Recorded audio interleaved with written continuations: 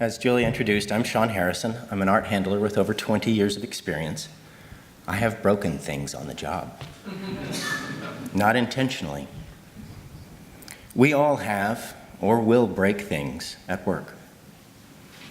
I'm here to tell you about how I have found ways to come back after going through helping others through some bad breaks. Art makes us feel. Handling art or museum exhibits makes most of us feel really great. When we break art, we must not avoid going through some degree of difficulty to recognize the various emotions and thoughts in order to progress towards other projects. Breaking art can actually be a negative opportunity to learn and develop new methods for ourselves and for others to be even better, more cautious, and confident in the art of handling valuable assets in the high-stakes world of collection and museum exhibits. When I mentioned that I was preparing this talk to coworkers and colleagues, many volunteered their own stories of destroying valuable things on the job. Each of those tales and some of the mistakes that were made sessions that have been produced throughout AAM and across the country have helped inform this presentation in significant ways, and I am grateful for that.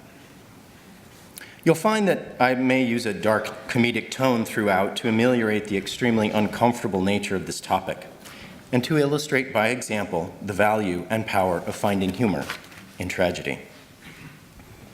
Humor is a terminal genetic condition of mine and a powerful tool that can encourage you to incorporate in the process as appropriate.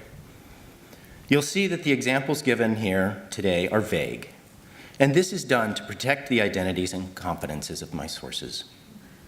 One response to an image use request of some prior loss touched upon this topic and some other major points leading to the core of my presentation.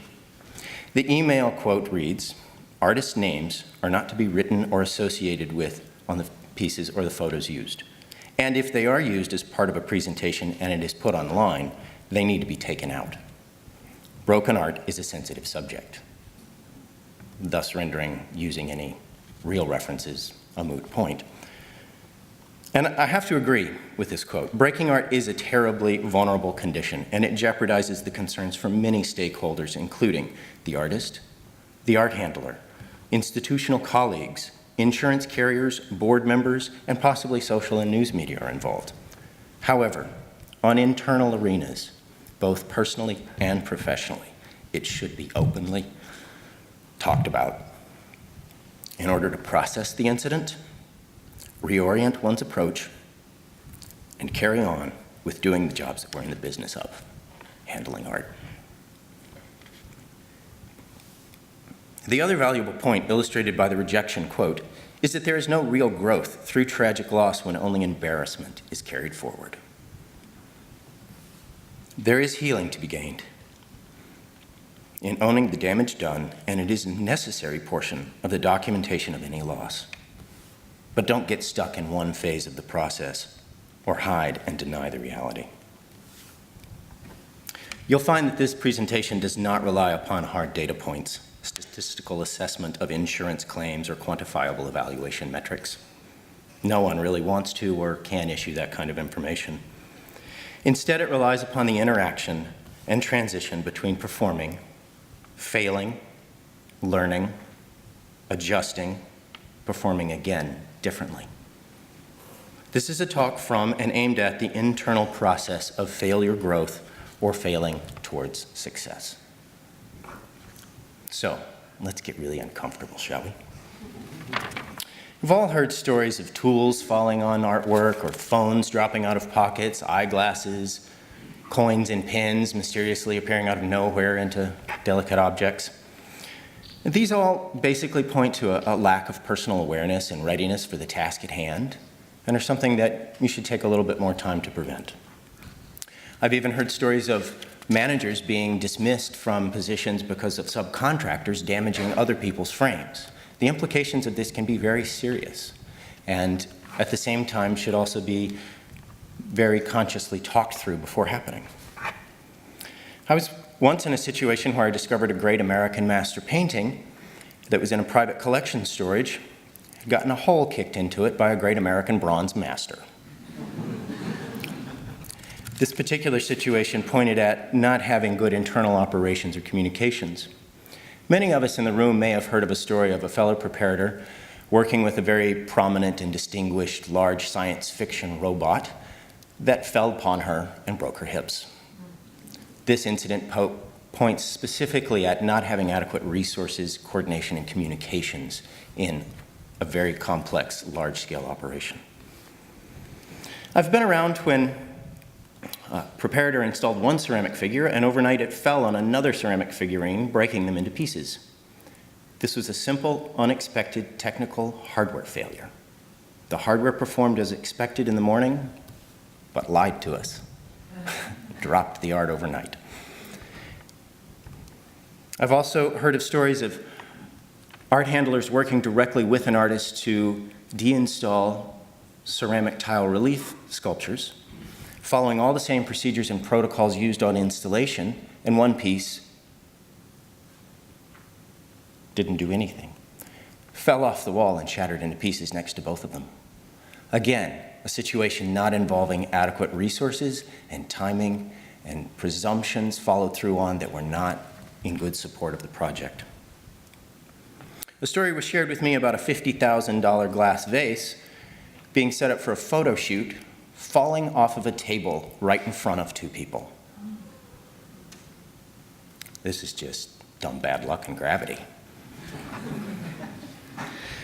Some of us may have encountered, after months of fitting a wonderful dinosaur skeleton or other great biological specimen for mount making, fitting it in and out and testing it and moving it in and out of storage, and you go to install it and a leg breaks off. There are many other situations of inherent vice or previously known fault lines that often aren't very well discussed or disclosed to people handling these objects. Again, this points to just needing better communication and being more conscious of what we're doing.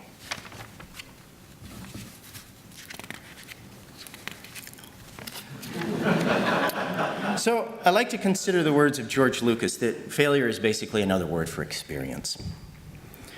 There are countless other stories about visitors, shippers, cranes, stairways, or vehicles destroying priceless objects, and they are all horribly remarkable and have many similar features in the necessary recovery process to the topic I'll address today. However, this talk will be specifically focused on the individual art handler's first-hand experience. That time when it seems almost intentional. It could have, it should have, you thought it had been avoided, and it wasn't. So let's get on with the party. I should tell you that none of the cases mentioned occurred at my current museum of employment, nor are they the reason for my relocation halfway across the country. I'm also not a trained counselor. I'm speaking from the field after going through my own valley of busted art. And I find, like most of you, I need to work in museums. I have to be among well-lit displays of meaningful things that people come to enjoy. So let me share with you how I carry on with more art, so maybe you or your colleagues can too. We're all professionals here. So let's presume that in a situation you have all the best tools available, the crew is trained or thoroughly rehearsed on what is happening, you're familiar with all of the artwork tasks at hand, and the proper steps have been taken. Something breaks anyway. Breaking art, artifacts, other people's unique objects is not what we're in this line of work to do. But it happens. And that is not bad. You are not bad when it happens to you because of something you did or under your leadership. And you're not alone in the incident or in the fact of breaking art. It happens to all of us somehow, sometime, to some degree. In composing this presentation, I came to see that there are three distinct phases which define the experience of overcoming damage to art or artifacts. One's effort in a damaging incident should be to work through each of these three steps completely. Do not get stuck or avoid working it out. The first phase consists of the initial reaction and basically presents 5 stages of grief-like response which over time arises for all participants in various ways. Ironically, this is the phase where many folks often get trapped and conversely spend the most energy trying to sidestep through or expedite. The second phase is to assess and process what happened and how you, collectively, will assimilate that into your operations and your organization.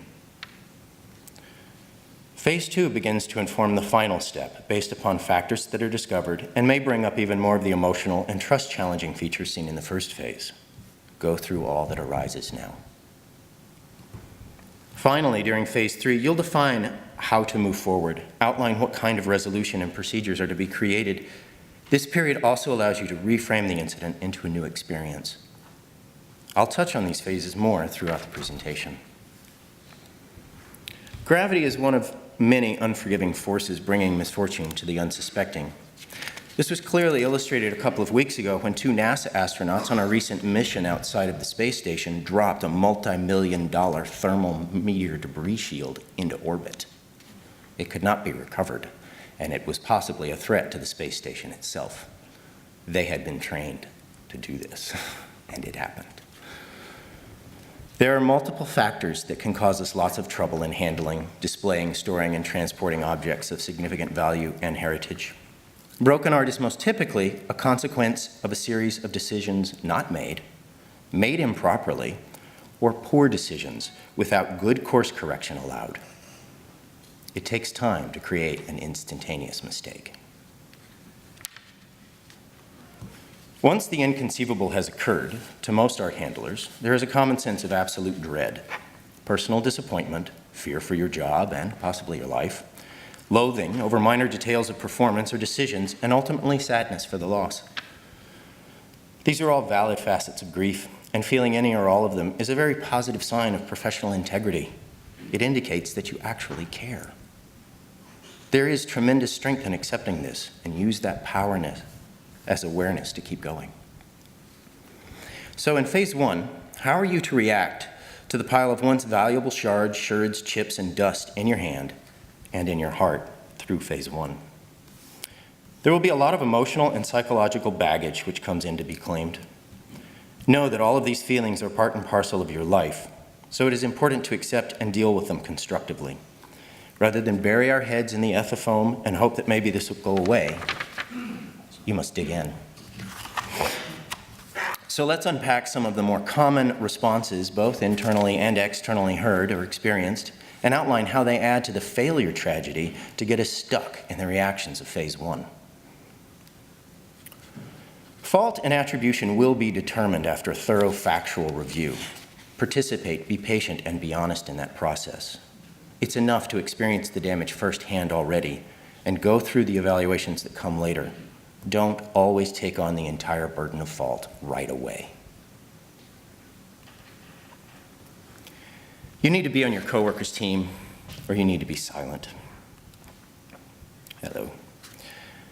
This is a very sensitive problem which strains interpersonal and professional trust. Don't add more stress to those relationships by using such acidic words. So when I found the painting had a hole kicked in it by the pony, the property manager, collections manager of that facility sat down in a chair and recounted a story of when he used to bring the wrong drink to Frank Sinatra, whom he'd been a butler for. Well, where are you working tomorrow, Frank would say. This was his attempt at a humorous assessment of the situation and a way to personalize, but not necessarily a constructive attitude to take on the immediate outset of an incident. If you see any of these phrases, you or that person needs to get their priorities sorted out better. It's likely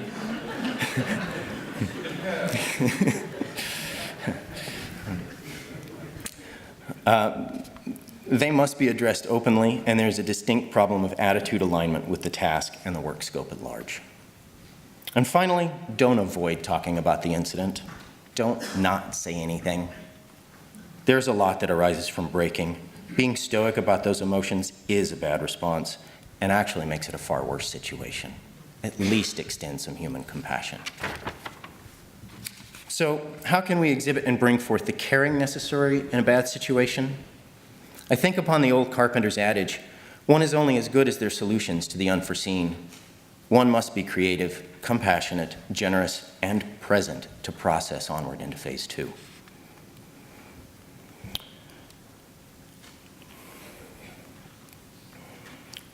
I learned in a construction safety orientation this phrase, look up, look down, look all around. When you walk into a room that you've never been in before or that you haven't been in the last 6 hours, get to know everything. The same applies really nicely when something is broken. Stop. Become completely aware of a 360-degree environment. You may see some little telltale sign that was unexpected, or that helps explain the situation, or that alerts you to further issues that could arise if you weren't aware of them. Don't just jump in and react. You really need to focus on safety second at this point, because something else has already happened you have to deal with, but focus on taking care of each other, the people, and the objects. You'll want to work on a basic journalistic approach. No, that's not what I'm supposed to say now. Just know that you're not alone. And as this broke while when indicates, take a journalistic approach. Take a factual, simple narrative thought process to what happened. Look beyond the situation for other causes and factors. When the glass vase fell off a table, the director of that institution actually came back 5 minutes later and said, well, there were no earthquakes in the area, so I guess we have to find some other explanation. Really look beyond what happened. So let's summarize what comes up in phase 1 and how to move through it. You'll want to seek proper care if there's any sign of injury or pain. You want to focus on the safety of people and objects and place, and also set a stable emotional tone. Except as necessary, don't touch anything that is broken where you can get people out to safety. And taking approved actions, again, focuses on this factual approach of documenting the art and materials that were in use, what, the location, where, other participants or witnesses involved, who, approvals or delegations given, why were you doing this, the equipment use and procedures followed or in process, how were you doing this, in a simple sequence of events, the when of it. Initially focusing on this presentation of the incident allows you to gather your thoughts, look objectively at the entire experience, and begin moving into the more personal side of the encounter. It's not just a vase or a painting or a saddle that is busted. Your personal confidence and professional integrity may also be shattered. After all the critical operational steps are in motion, except this is also a situation filled with many emotions in response to the event, and these emotions are similar to grief-related response, so follow basic grief counseling guidelines. Given that this is a workplace scenario, focus primarily on problem solving and incident evaluating tasks while stabilizing excessive emotional reaction. If necessary to accomplish this, take some time to recompose yourself. Drink some water, take a walk, breathe. Also, allow for the concurrent emotional experience by asking for and creating a place and a time to share feelings, explore loss, consider what went wrong in the procedures in the process, and consider how you can continue or modify your participation in the workplace to remain confident. Proactive and constructive thoughts and behaviors after traumatic incidents are, through many studies, found to be more helpful and safer than reacting negatively. This third phase is where you begin to resolve and transform matters that arise in phase 1 of reaction and help you process through phase 2.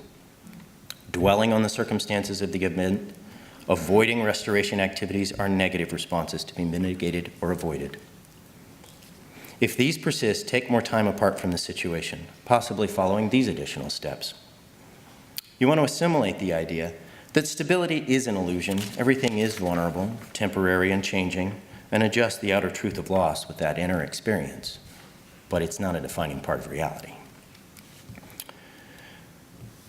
Be willing to have been in the wrong and open to change. Follow compassionate, loving kindness, mental and emotional reframing practices. Incorporate human-centered and design thinking methodologies, Also, reestablish your comfort boundaries with the tasks at hand. Actually rewrite the situation to what it should be. Outline a better practice about what you did. There will be many fiduciary methods that may be used to address the loss. Expect to hear and participate in conversations revolving around these kind of concerns as well. No one model of recompense is the right one. They all require executive and legal guidance to craft, and you'll find that they'll never become an official part of any procedural documents, but addressing these matters occurs during phase 3 when formulating a response. This may also involve change of delegation and/or complete termination from positions. This is also a point where you can begin to develop training focused around and dealing with issues of loss, not just procedural, but interactional training. And finally, be open to the full range of the emotional experience of doing it again. Carry out that new approach and test it through reality. Modify that test when you're ready.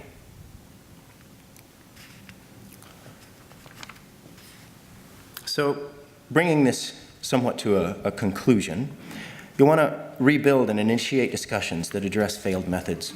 You want to manage changes in delegation or schedule, cultivate safer procedures, rebuild trust in yourself through being open to feelings, implement training procedures. You want to review and take time to examine what occurred and think about what was experienced. Outline steps taken to correct and conduct field tests of new methods. Finally, you want to reach out to your support system, gain peer review and acceptance of new approaches in your skills, and build the trust of others in your skills. And finally, take some time away if needed. Allow for your mind and emotions to reset. If you have to stay on the job site, do something else. Vacuum, paint, wash vitrines, sort screws. Stay around your support team, but not in the break zone itself. So in full summary, don't panic. It's worse than you imagined, and it will change. Be positive by looking on the bright side and focus on simple things. And know that you need each other to get through and carry on. Use 5 journalistic establishing methods. Rebuild and use this as an opportunity to gain the experience and the perspective from the situation. And actually recover from the trauma and rebuild. These are slow-going processes. You can get through them by talking and exploring the process. And then do it over so that you can... Breaking art feels bad. It is a bad experience. It is bad for the art. But you are not a bad person or preparator when it happens to you. Thank you.